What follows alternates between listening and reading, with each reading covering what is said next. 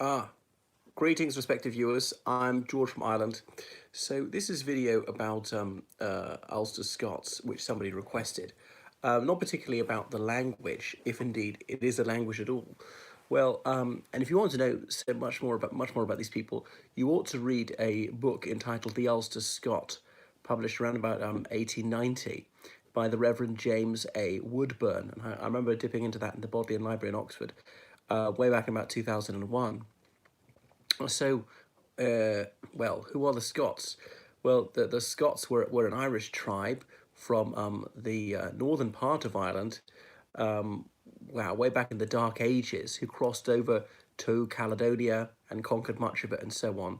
The Scoti, that's where we've got people like John the Scot, who was probably Irish, despite the name, and so on. They were fighting the Picts in what's now Scotland. So that's the thing is, well, Ireland is obviously geographically identifiable because we're an island. Scotland is not exactly, because obviously it's part of an island, about a third of an island. And where is the boundary between Scotland and England? I know it's roughly Hadrian's Wall at the moment, but it's waxed and waned. You go back to the 19 long winters, Scotland was about a third larger than it is today, ruling much of northern England. So I can't remember who crossed over. Was it Kenneth MacAlpine?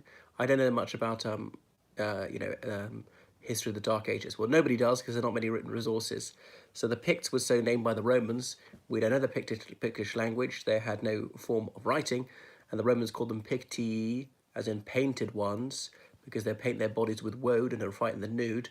But the ancient Britons would as well, from what's now Wales and England, and perhaps a bit of Scotland. And again, because they were illiterate people, we only have third parties to tell us about them, as in Romans, their enemies. So so Scots people in what's now Scotland eventually gave their name to Scotland, and that's a fascinating thing about names, toponyms, identities. The way the name of a place often comes from outside. A nation is often defined from outside. The interlopers say, "Oh, you lot are all the same," despite these tribes not perceiving themselves to be one. It's a pattern you'll see replicated through the chronicles and across the globe. So that was that. We had Scotland, and then we had Ireland.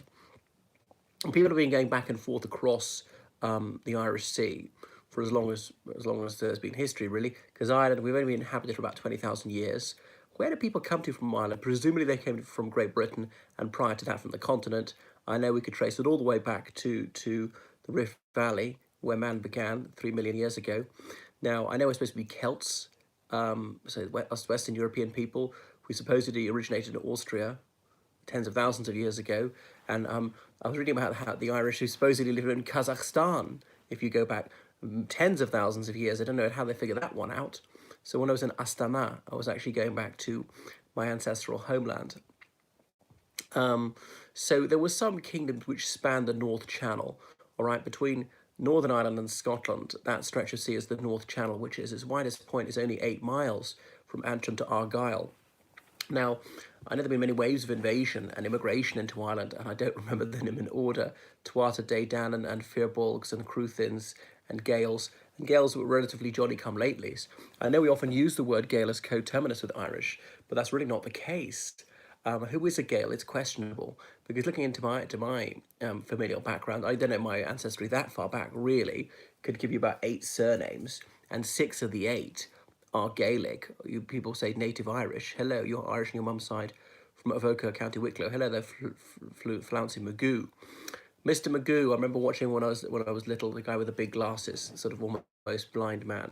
But I hope you're not myopic, because otherwise you wouldn't be able to see my exquisite face.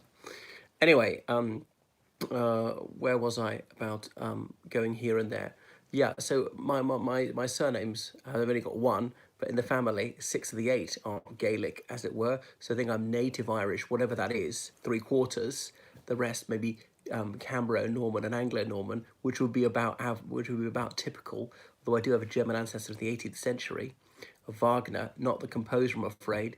He came from Leipzig, and my ancestor supposedly came from Bavaria. Protestants, very much a minority in Bavaria, even though everyone in my family is Catholic. You can see my beautiful face. Oh, well, you lucky duck. You're not actually one of our feathered friends. I hope you know the expression. Is it only Britannic, that one? So where was I? Going back to how names change. But anyway, we kind of assume, people seem to assume that everybody who was in Ireland, say prior to the Danes, was a Gael, which is not quite true. There've been other Celtic peoples, and the Gaels more or less absorbed them, and we speak a Q Celtic type of language, but previously a P Celtic, a P Celtic type was spoken, and they were supplanted. So obviously Welsh, Scots Gaelic, Cornish, and Breton, they're all related to Irish. They're all Celtic languages. There were more Celtic languages which died out. So there were kingdoms which spanned the North Channel in what's now Ireland and what's now Scotland. And sometimes it's faster to travel by ship than it was over land, because the Romans never came to us. We had no roads, walking across bogs and so on, over hills, streams, very few bridges, had to find a ford. The rivers in spate, you won't be able to do so. But admittedly, if you're on the main and a squall brews up, well then you may well be sent to Davy Jones's locker. So I should think that sailing across the Brine was also a very hazardous option. Yeah, people have moved back and forth an awful lot.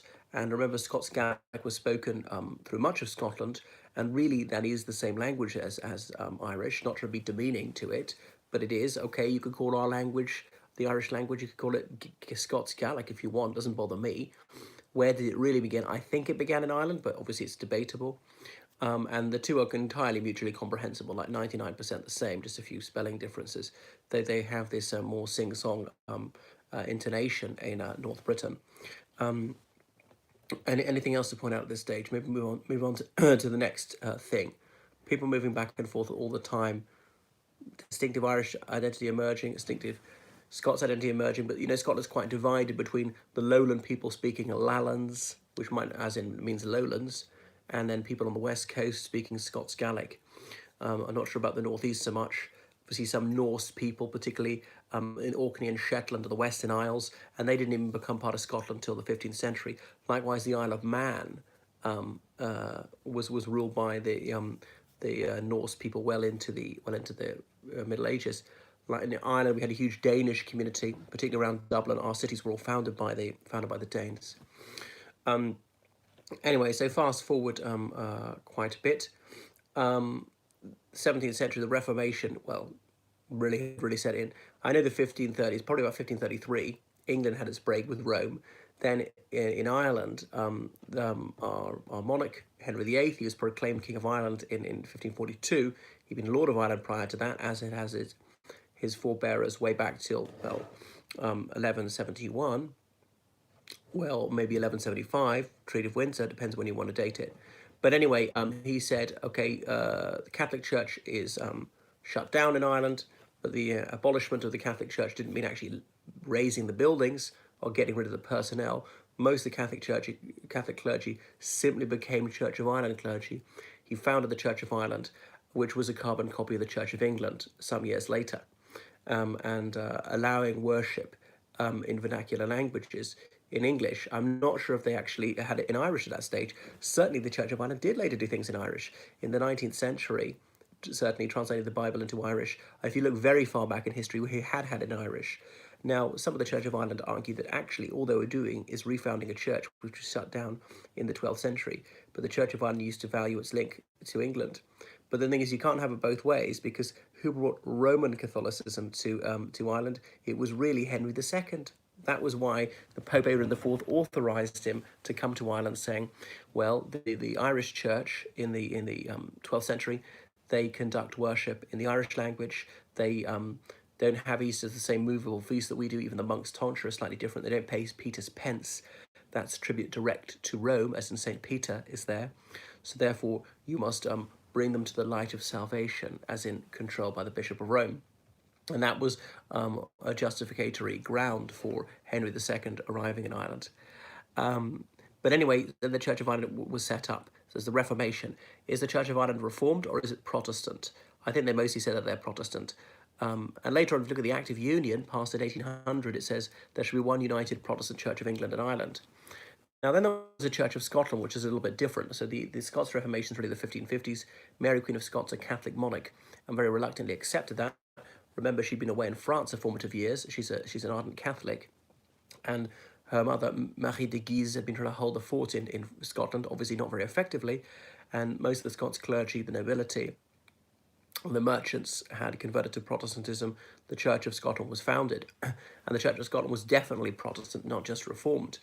I'm saying this because some people in the Church of England will say, well, we're a Reformed church, we're not a Protestant church, and so on.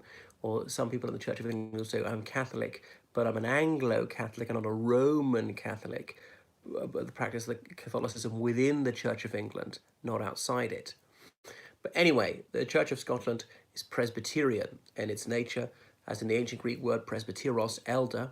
So the churchgoers would elect elders or representatives. Despite the word elder, they're not necessarily old. There'd be a minister who would have a special theological education. The minister conducts worship. Minister being the Latin word for servant, but maybe a servant of God. And then there's a moderator for each area of Scotland, as in, they'd be controlling dozens of churches. And these people would be elected by the elders. And then once a year, there's the General Assembly of the Church of Scotland held at the Mound in Edinburgh. And the elders would elect some of their number to go. You don't send all the elders because that'd be thousands and thousands of them. And some of the ministers, some of the moderators go, and one person's elected to be moderator, not just of a province, but of the whole of thing, moderate the Church of Scotland. He serves for 1 year only. The thing is, the laity, the ordinary churchgoers, they control the church, and not this priestly class of ministers, where they don't have priests at all, because they say that's too like the Roman Catholic Church. The Church of Scotland doesn't have bishops, it doesn't have archbishops, because again, that's copying Catholicism. They don't believe in apostolic succession. And remember what that is? That Jesus Christ, he appointed the 12 disciples, who then became 12 apostles, but and then said, Peter, I give you the keys of the kingdom of heaven. He said to him, whatever you declare bound on earth is bound in heaven. Whatever you say is loosed on earth is loosed in heaven. But anyway, the Catholic Church takes that's the foundation of Catholicism, and saying to St. Peter, this is the rock upon which I build my church. Peter's name, Petra, is obviously meaning rock in ancient Greek. That's why, like, Pierre is rock in French, and indeed the name Pierre, Peter, depending on whether a small p or a capital P, and all the rest of it. So he's supposedly the first bishop of Rome, as in the first pope. But the idea is that the 12 apostles were the first bishops, and they ordained bishops who ordained bishops who ordained bishops, right down to today. Okay, so we have a bishop today, and his hand, or in some cases her hand, in the Church of England, has been touched by somebody else, another bishop, who's ordained that person, who was ordained by someone else, who was ordained by someone else, right back to the 12 apostles, back to Jesus Christ. So bishops today, and indeed archbishops or high up bishops, their authority can be traced directly to Jesus Christ. Now, the Church of Scotland rejects this apostolic succession theory and says, well, come on, Jesus didn't actually say they were bishops, and we don't even know that the 12 apostles appointed bishops. They had some sort of informal followers, but this was set up much later, and Jesus Christ never said we should have bishops or archbishops. This is really a human invention. There's no biblical basis for it, and they have a sort of sola scriptura idea. So it's Presbyterian in nature, the Church of Scotland, and the Presbyterian churches around the world which are founded on that model. But anyway, whereas the Church of England and indeed the Church of Ireland, they are Episcopalian. That's an episcopos, meaning bishop in ancient Greek. They believe in that apostolic succession model. And the Church of Scotland, therefore, doesn't have cathedrals apart from St. Giles's Cathedral, because it's so historic. Because a cathedral has a cathedra, a throne upon which a bishop or archbishop sits. For some reason, they've said, okay, St. Giles's Cathedral is so historic, we'll keep the name cathedral for that one. So there is a word bishop in the Church of Scotland, but that means they're like a supervisor for a junior minister. It's not bishop in the ordinary sense, so don't get confused by that. But anyway, so we had the Reformation in Ireland in the mid-16th century, and in Ireland, a lot of people didn't accept it. Wonder why? Well, we had dissolution of monasteries in Ireland. Our religious houses were closed down. But then there was lots of fighting in Ireland, people not accepting Elizabeth I, and then to fight against the crown was also fighting against Protestantism. Majority of us remained Catholic, a high majority, something like 80% at that stage. Even the English-speaking community on the East Coast, who've been there for centuries in Ireland, and who still call themselves Irish, they mostly stayed Catholic at this point. So some English immigrants were brought in, few by Henry VIII, and then indeed by Mary Tudor, his daughter, even though she was a Catholic. And then Ireland, they've been shiring Ireland for centuries, but the shiring of Ireland was completed as in dividing it into shires, that's to say counties. And there was King's County was set up, that's County Laois, County Offaly, I mean, and Queen's County was set up, that's County Laois. Maryborough, which was the county town of Laois, is now Port Laois, in honour of Mary Tudor. And Phibsborough originally was Philipsborough, in honour of Philip II of Spain, because when he married Mary of Tudor, he got the title King of Ireland, King of England as well. But the English Parliament certainly said he was to have no legislative authority. It was solely a title. And likewise in Ireland, he had no governmental authority. And that was that. So the names have been changed since the 1920s. What else was I going to point out? So some Scots settlers coming in later on. But remember, it's not until 1603, when Elizabeth I died, her closest relative was her cousin, I have to remember this one, is it second cousin once removed, James VI, the King of Scots, who came down to London and was also James I, King of England. James I and sixth, or sixth and first if you prefer. Obviously it was James I with regard to Ireland. We'd never had a King James before. But anyway, so Scotland and England shared the same monarch. They didn't have united parliaments at the time, but he sent more Scots immigrants to Ireland. And remember, there have been huge rebellions in the 16th century, or sometimes with Spanish aid, against the Irish crown. But I won't tell you the whole story of that right now. But Ulster was the most distinctively Irish province of all, because, it lends to the east coast. There's a large English immigrant community, had been since the 12th century. So many towns were completely Anglophone. And that being the Englishry, if you look back to the statutes of Kilkenny in the Middle Ages, saying Ireland's divided into the Englishry and the Irishry. The Englishry is really the east coast, or the Pale as you could call it, but the Pale waxed and waned and it shrunk to really just Dublin city and county at one stage. But at another time it had been really the whole of the east coast and quite far inland. But saying in the Englishry, the English language is to be spoken, English culture is to be practiced. In the Irishry, yes, you may speak Irish and dance Irish dances and play Irish sports and so forth and wear Irish raiment. But anyway, that was a pretty sort of dead letter, because the English immigrants prior to this time had adopted our culture. They become assimilated, so they've been acculturated to Irish ways and practiced tanistry, as in giving your children to others to bring and swapping children, bring people up like that, as in related to the word Taoiseach, as in successor. And they're trying to put pay to that because we were a bit too successful in absorbing the English immigrants. What would the word be? I can't think what it was. The English are trying to maintain their cultural purity. Although, ironically enough, Irish nationalists tried to do the same, but in reverse, centuries later. I believe in sort of cultural cross-fertilization. Let 1,000 schools of thought contend. We can blend things. That's okay. We can pick a mix. We can have a bit of a melting pot. We obviously absorb memes and we transmit memes. I don't mind cultural appropriation. What's the next thing? I'm trying to get back to the 17th century. So the final defeat of the Munster Rebellion had failed in the early, about the 1590s, and there'd been some English settler towns set up there. Connacht not so much, but Connacht was very sparsely peopled because it's the least fertile part of Ireland. Obviously, Cromwell had been fighting in Ireland with English and Welsh soldiers. Only a few Scots, because some of the Scots had turned against him, trying to bring Charles II back, saying to Connacht or to hell, a policy which was actually never put into practice.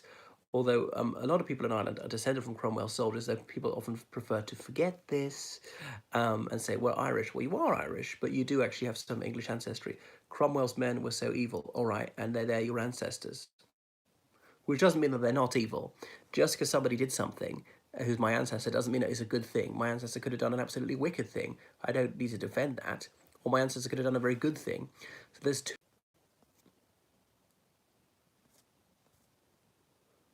Hello. Is it going on? I've heard this theory advanced by Robert McCartney.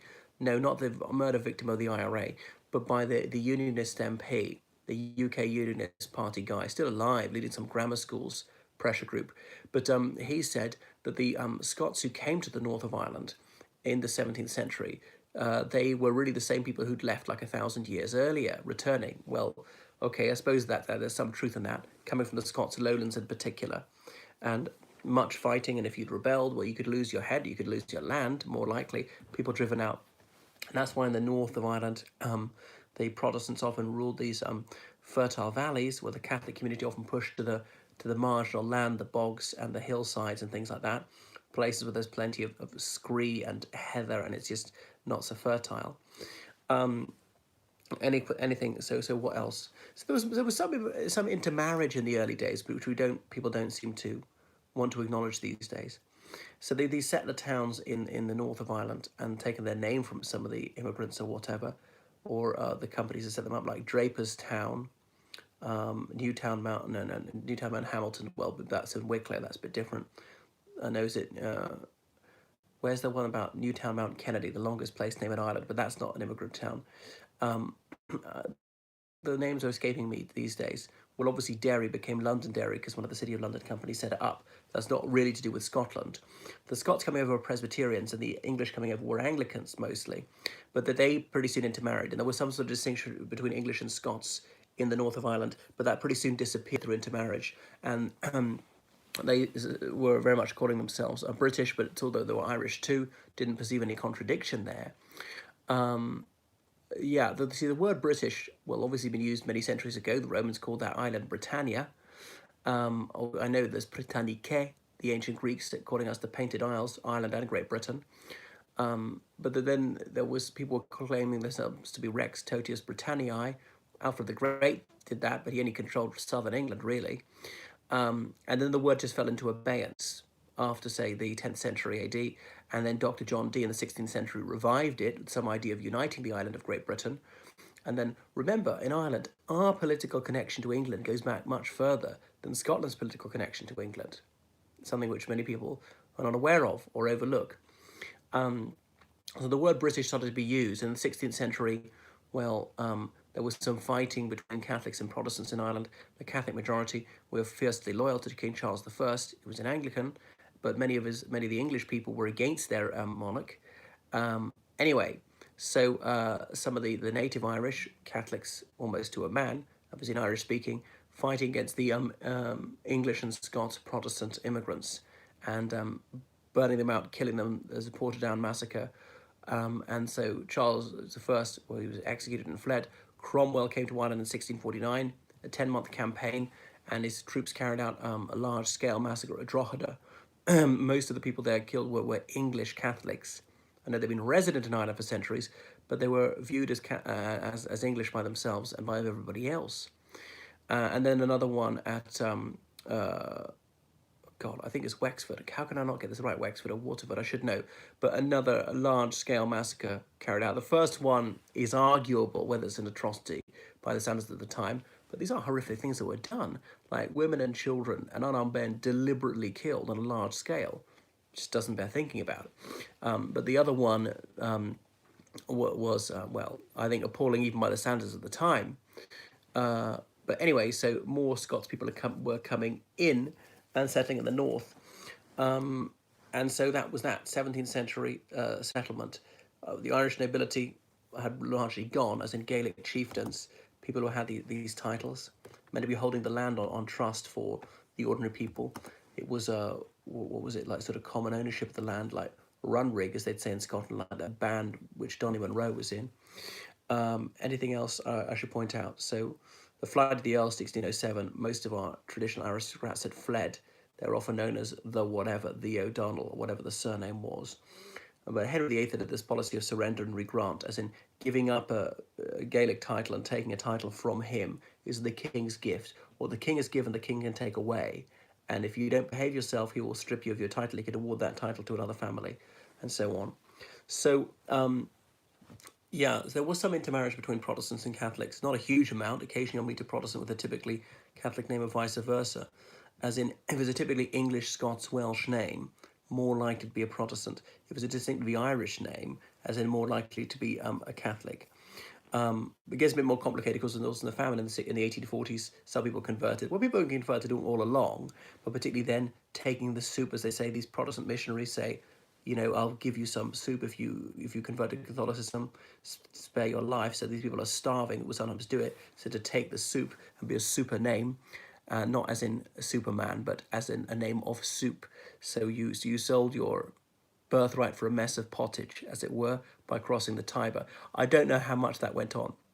But in the 19th century, the Church of Ireland did make a strenuous effort to convert Catholics by preaching in the Irish language in the West, but met with very limited success. So there are people in the north of Ireland with a kind of distinctively Scots identity, and not many of them completely Scots, but Scots names links to Scotland and links to loyalists in Scotland is not as strong as it used to be.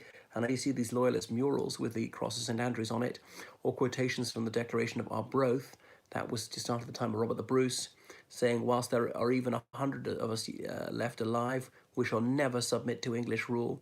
We fight not for riches or glory, but for liberty itself, which no good man relinquishes but with death. Something like that. I may have misquoted it slightly. And they were putting this up with evident approval, and I found it distinctly amusing because, of course, Unionists are dedicated precisely to maintaining the connection with England and Scotland and Wales. And here they are quoting a document that says that we don't want to have any political connection to England. So these people, they've got no idea what they're doing. If you forget the we will never submit to English rule bit, the rest of it you might say is a laudable sentiment that you fight not for riches or glory, but for liberty itself. Okay, well, that's a noble sentiment. So Presbyterians in Northern Ireland, largely of Scots descent, but then it's quite a vociferous type of Christianity, and they're Free Presbyterians, led by the Reverend Ian Paisley for years. He's dead now. There were Reformed Presbyterians, Evangelical Presbyterians, and I can't even remember the others. But the other people of Scots descent who joined the Church of Ireland or be Methodists and so on. Anything else I should point out? People wearing kilts occasionally, joining Scottish regiments of the British Army. But yeah, so remember the Presbyterian minority were discriminated against by law. They couldn't celebrate the Lord's table. Some of them would sail off the coast on Sunday to conduct their worship at sea. So the people often overlook this. There was a Pan-Protestant alliance came in a bit later. Like, even when the Orange Order was founded, that was for members of the Church of Ireland only at first. Only later was it opened up to all Protestants. So later on, the Pan-Protestant alliance. And the Presbyterians were quite attracted to radicalism. You see the somewhat democratic nature of their church. See that structure whereby ordinary men had the right to elect elders. And some were saying, should we not replicate this in politics as well? Now, the Church of Scotland wasn't always like that. James VI, the King of Scots, had made it an Episcopalian one for a while, gone back to being Presbyterian again. So some Presbyterians are quite radical, and some Presbyterians in Ireland are going across to Scottish universities, because Trinity College Dublin, run by the Church of Ireland, couldn't go there. Whereas if you're Presbyterian, you go to the ones in Scotland, no problem at all, and on and on. Then there's this Ulster Scots language. Is Scots a language? Is it a dialect? Is it bad English? It's debatable. So take the English word, change the vowel in every word, and that's Scots. Now, there are some distinctly Scots words which most people wouldn't know, like bairn, or, I don't know, herdies, or muckle, or lots of things like that. But so it's related to English, but it's not quite English, like saying no or ne to mean not. So then some people in Northern Ireland were speaking this way, were being told that they weren't speaking properly, but no, it is a dialect. Is it actually a language? What's the distinction between dialect and language? Is very debatable. It's not clear to me. I shan't go into it. It's a rather abstruse branch of linguistics. And that was that. So people trying to speak standard English. I remember in the 18th century, most people in Ireland didn't speak English. The Catholic community, particularly in the south and west, most of us couldn't speak English at all.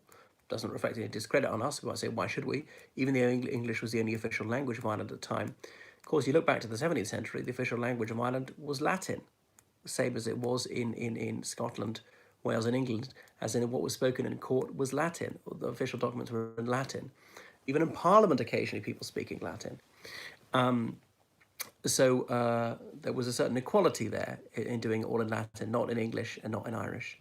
But anyway, the English language had really spread, and Irish is really in decline. The Irish language by the late 19th century, people thought it might die out, even though even in the 18th century, the Viceroy had set up the Irish Society to encourage the Irish language. And there was the Society for the Preservation of the Irish Language established in 1877, and lastly the Gaelic League, still going these days. But people sometimes began to blur Irish and Gaelic, thinking they're the same.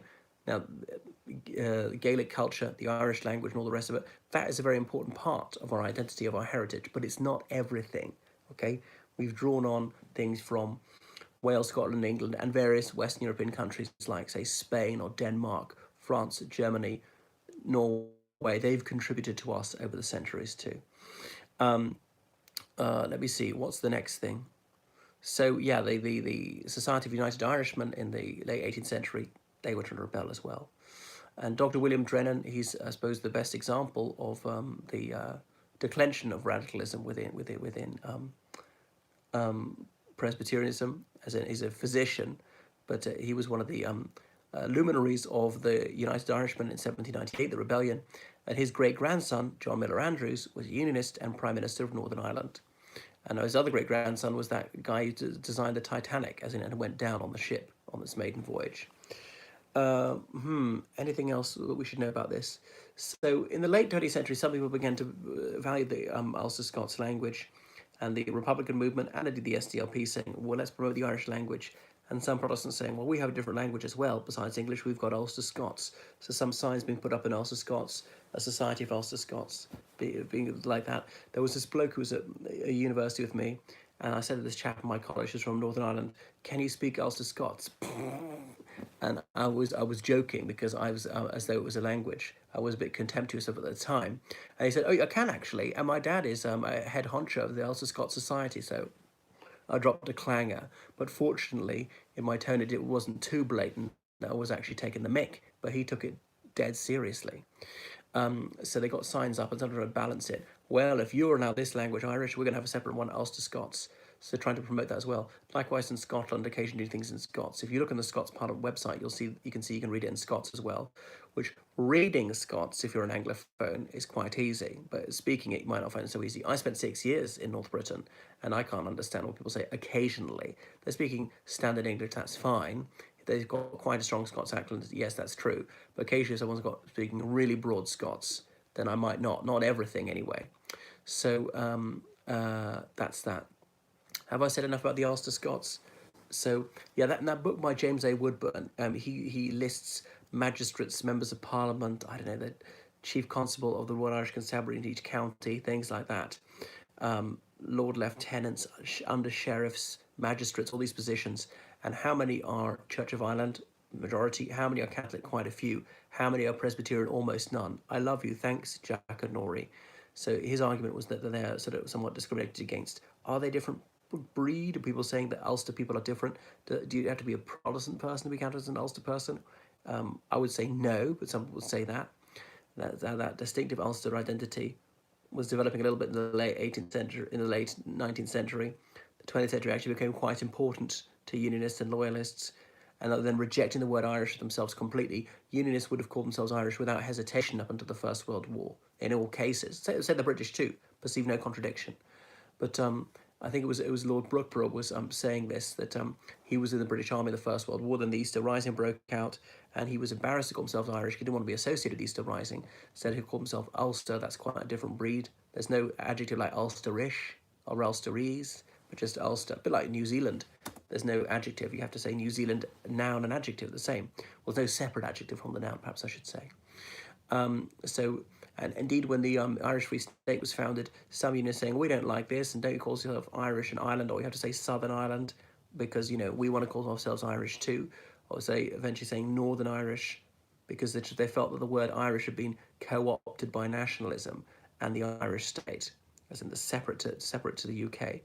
But so you should read this book by, I think it's called by Paul Rose, if I remember rightly. Right before the outbreak of the Irish Troubles in 1969, he's an American sociologist and all sorts of attitudes, and about half of Unionists in the North call themselves Irish, some Northern Irish, some Ulster, British. Yes, they said they're British, but they didn't actually have a problem with being called Irish. The Troubles broke out, and by the 70s, virtually all Unionists said we can't be Irish. Northern Irish, okay, maybe, or Ulster, but not Irish, because then that seems like we're nationalist, as an Irish nationalist, Well, in fact, they're British nationalists, want to be part of the UK. So that's that. That's how the Ulster Scots have changed. And I mean, I don't think anyone who can say I'm entirely Scots ancestry in Northern Ireland. There were some loyalist organisations in Scotland, as in the Orange Order and so on, but it's not very popular there. And the Orange Order declined in Ulster too. And the people who are in the Orange Order in Scotland are usually those who've got family members who came over from Northern Ireland. Well, that's just about everything. I hope I've enlightened you just a little bit about the Ulster Scots.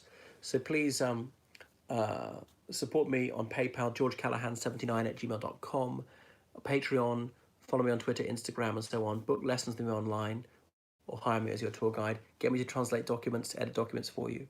Goodbye.